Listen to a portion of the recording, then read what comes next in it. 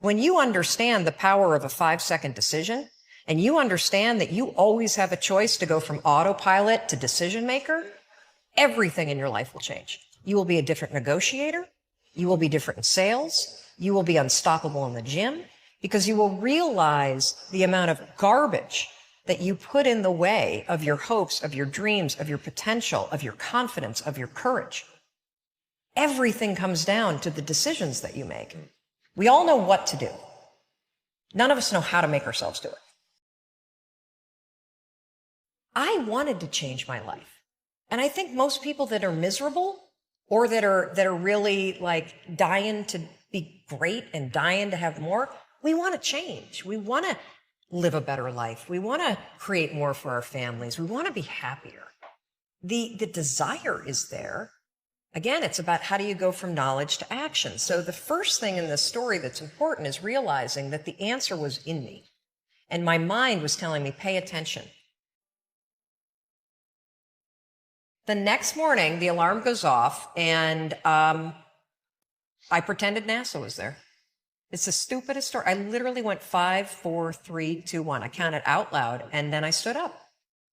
And I'll never forget standing there in my bedroom. It was dark. It was cold. It was winter in Boston. And for the first time in 3 months, I had beaten my habit of hitting the snooze button. I couldn't believe it. And I thought, wait a minute. Counting backwards? That is the dumbest thing I've ever heard in my entire life. Well, the next morning I used it again and it worked. The next morning I used it again and it worked. The next morning I used it again and it worked. And then I started to notice something really interesting. There were moments all day long,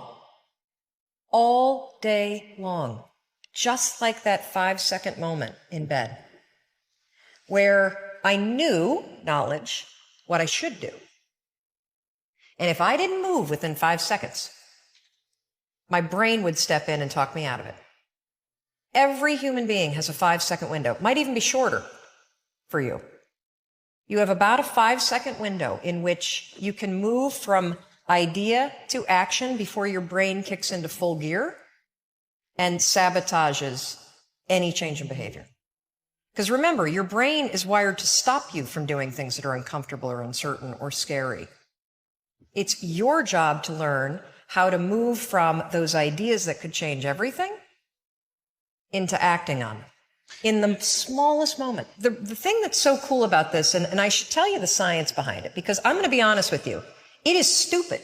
Had I ever thought that I would find myself 8 years after discovering it, spending my days telling people about the 5-second rule? First of all, I would have picked a different name because it reminds you of the one where you have to like pick up food within 5 seconds off the floor, right?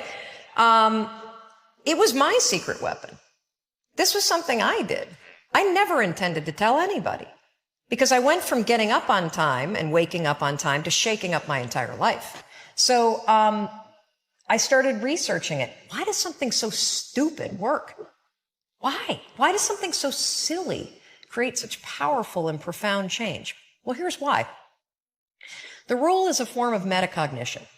Metacognition is a fancy pants term that means something real simple.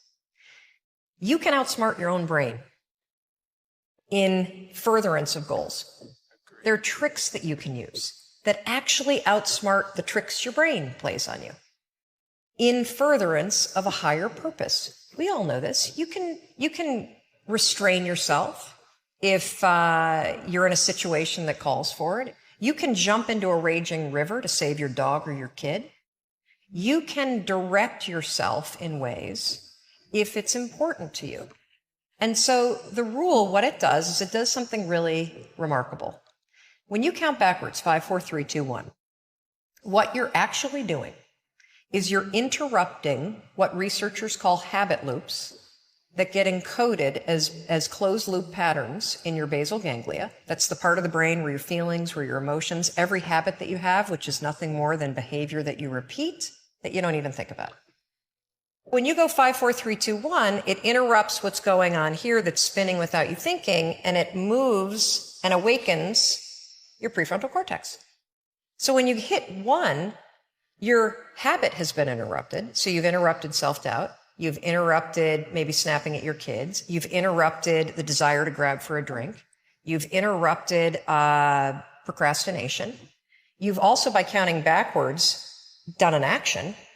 It's awakened your prefrontal cortex. That is the part of the brain that you need that's awake when you're changing behavior, when you're learning new things. When you hit 1, it's also a prompt.